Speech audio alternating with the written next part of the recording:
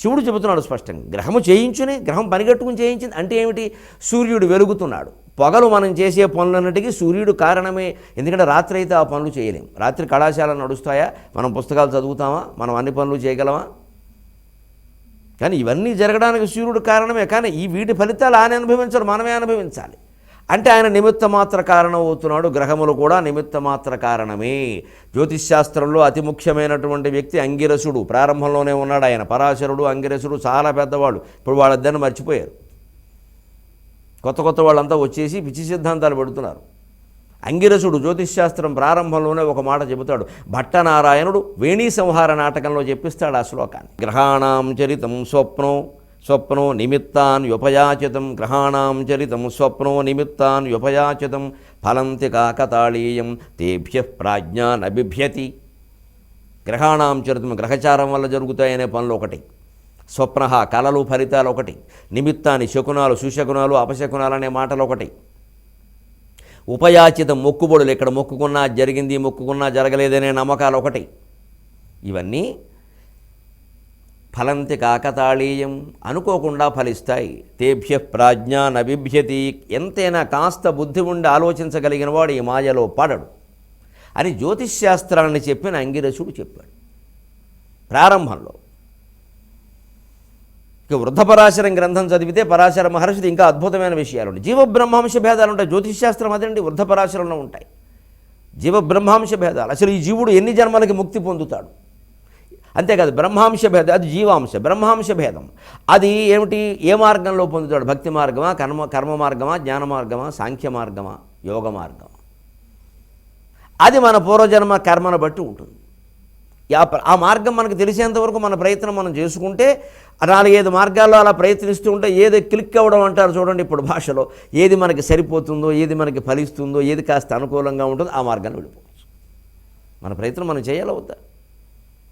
అంతగా జన్మజన్మాంతర విషయాలు కూడా చెప్పేటువంటి జ్యోతిష్శాస్త్రాన్ని, ఖగోళాల్లో మొత్తం గ్రహ సంచారం అంతా చెప్పేటువంటి జ్యోతిష్శాస్త్రాన్ని, ఎప్పుడు అతివృష్టి, ఎప్పుడు అనావృష్టి, ఏ పంటలు ఎప్పుడు పండుతాయి అని చంద్రుడు అర్ధచంద్రాకారంలో ఉండే ఈ కొమ్ము ఆ కొమ్ము, నల్లధనాన్ని బట్టి తెల్లధనాన్ని బట్టి పంటలు పండే విధానాన్ని చెప్పగలిగిన అద్భుతమైనటువంటి జ్యోతిష్శాస్త్రాన్ని మన ఉద్యోగాలు, మన పెళ్ళిళ్ళు, మన విడాకులు, మన గొడవలు, మన ఐశ్వర్యాలు, మన దారిద్ర్యాలకి వినియోగించుకుంటున్నామే. మనకి ఈ ప్రకృతి ప్రపంచం మొత్తం ఒక్కలా ఈ దిక్కుమాలిన శరీరం తప్ప. అందువల్ల సమస్త శాస్త్రాలు మట్టిగడ్డలు అవుతున్నాయి. శుభ్రంగా వ్యాపారం చేసేవాడు అందరూ హాయిగా చేసేసుకుంటున్నారు. గ్రహం చేయించిందా అంటున్నాడు శివుడు. గ్రహం నీ చేత చేయించిందా? నువ్వు చెయ్యి, హత్య చెయ్యి, తప్పదు అనే వెనకాల చెప్పిందా? నువ్వు చేయకుండా ఉండొచ్చుగా. తానా కాక చేత కూడా ఏడు. బుద్ధి ఏమైంది? ఆలోచన ఏమైంది? చదువు ఏమైంది? బంధుమిత్రులు ఏమయ్యారు? వాళ్ళ సలహాలు ఏమైనాయి? ఏవి ఎందుకు వినలేదు మనం? మన ఇష్టం వినకపోవడానికి కారణం గమనించండి. మన ఇష్టం కారణంగా వినం. ఆ ఇష్టం జరగాలి, మన ఇష్టమే జరగాలి. చిన్న మనిషి దగ్గర నుంచి పెద్ద నాయకుడు వరకు ఇది ఆలోచన. నేను అనుకున్నట్టు జరగాలి, నా ఇష్టం, నాది, మొత్తం రాజ్యం నాది, నా ఇష్టం. మట్టి కొట్టుకు పోదండి జీవితం. ఇప్పుడంటే ఈవేళ నడవచ్చు మన పెత్తనం ముందు కూడా. రేపొద్దున ఇంకో ఏడాది గడిచాక ఎంతమంది వెళ్ళిపోలేదు. ఇది గ్రహించుకోవాలి. ఇప్పుడు దీనికి తేడా మరి కర్త కూడా కృష్ణుడు ఇంత భారత యుద్ధం నడిపించినా తాను కర్తనని భావించలా. అందుకే కృష్ణుడు మళ్ళీ ఆ కర్మఫలాలు ఇవి అనుభవించాల్సిన అవసరం కలగల. దేవుడికి జీవుడికి తేడా. అర్జునుడు తాను జయించానని, తాను గొప్పవాణ్ణిని, తాను కర్ణుని జయించాను భగవద్గీత విన్నా కూడా అనుకున్నాడు. అభిమన్యుడు పోయాడని వలవలా ఏడిచాడు. భగవద్గీత అర్థమైతే అంతలా ఏడవడు, వలవలా ఏడవడు, మామూలుగా ఏడుస్తాడు. వలవలా ఓ దొర్లేక్కల్లా, ఇక విపరీత ప్రతిజ్ఞలన్నీ చేయక్కల్లా. ఇంతమంది దుర్యోధనుడు కుమారుడు, దుశ్శాసనుడు కుమారుడు పోయినట్టే అభిమన్యుడు పోయాడు. చంపడంలో అన్యాయం ఉంటే ఉండొచ్చు, చావడం సహజమేగా. పైగా ఈయన గారు దుస్సాహసం చేయలేదండి, మనం చెప్పుకోలేదా? పెద్దవాడైన సారథి చెబుతున్నా వినకుండా నేరుగా ద్రోణాచార్యుణ్ణి, కర్ణుణ్ణి అందరినీ ఢీకొంటాడా? ఇది దుస్సాహసం కాదా? దుస్సాహసం చేసిన 16 ఏళ్ల పిల్లలు చనిపోతే ఏమవుతారండి? దానికి అర్జునుడు అంతా గిలగిల్లాడిపోయాడేమండి. మరి కృష్ణ పరమాత్మలా గిలగిల్లాడలేదే.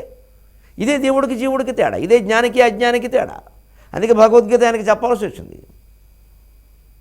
చెప్పినా కూడా ఆయనలో ఎంతవరకు ఉంది? పావలా ఉంది మార్పు, ముప్పావలా ఇంకా అలాగే ఉన్నాడు. అందుకే కన్నప్పగా పుట్టాడు. ఎప్పుడో యుద్ధం అయిపోయాక కూడా అష్టపత్రుల్ని తీసుకుని హస్తినాపురానికి వెడుతుంటే మధ్యలో పోయేవాళ్ళు ఎదురైతే వాళ్ళ చేతుల్లో ఓడిపోతే తాను ఓడిపోయానని భావిస్తాడు ఏమిటండి? అయ్యో అలా జరిగింది అనుకోకుండా. అప్పటికైనా భగవద్గీత అర్థమైందా? వ్యాసుడు చెప్పాక కూడా అదే భావన పోలేదు. మహాప్రస్థానంలో చివరికి కూలిపోతూ కూడా మనస్సులో ఈయన కిరాతుల ఆలోచనలే. అందుకే యం వాపి స్మరన్ భావం త్యజత్యంతే కళేబరం తమే వైతి కౌంతేయ సదా తద్భావ భావితః. చనిపోయేటప్పుడు మరణించేటప్పుడు మనిషి ఏ ఆలోచనలు మనస్సులో పెట్టుకుని ఉంటాడో ఖచ్చితంగా అదే జన్మెత్తుతాడు. ఏకలవ్యుడు వేలు కోయించడం, కిరాత రూపంలో ఉన్న పరమేశ్వరుని గుర్తించకుండా 3 రోజులు యుద్ధం చేయడం, పంది కోసం పరమేశ్వరుడితో పోరాడడం, అలాగే చివరి దశలో కూడా బోయేవాడు నన్ను ఓడించారని బాధపడడం, ఈ అనేక రకాల భావాల కారణంగా ఆయనే కిరాతుడుగా పుట్టాడు. కన్నప్ప పూర్వజన్మ వృత్తాంతం అర్జునుడు. కాళహస్తి మహత్యం, స్కాంద పురాణం ఏం చూసుకున్నా తెలుస్తుంది. అప్పుడు మళ్ళీ పందిని వదిలేసి పరమేశ్వరుడు కోసం పాటుపడ్డాడు. మహత్తరమైన త్యాగం చేశాడు. తను వేలు కోహించిన పాపానికి ఇక్కడ తన వేలుతో తనకన్నే పొడుచుకోవలసి వచ్చింది. ఆ కంటిని ముక్కంటికి త్యాగం చేశాడు. అప్పటితో ముక్తి పొందాడు. ఇది కృష్ణుడికి అర్జునుడికి తేడా. కృష్ణుడికి ఆ పరిస్థితే రాలా.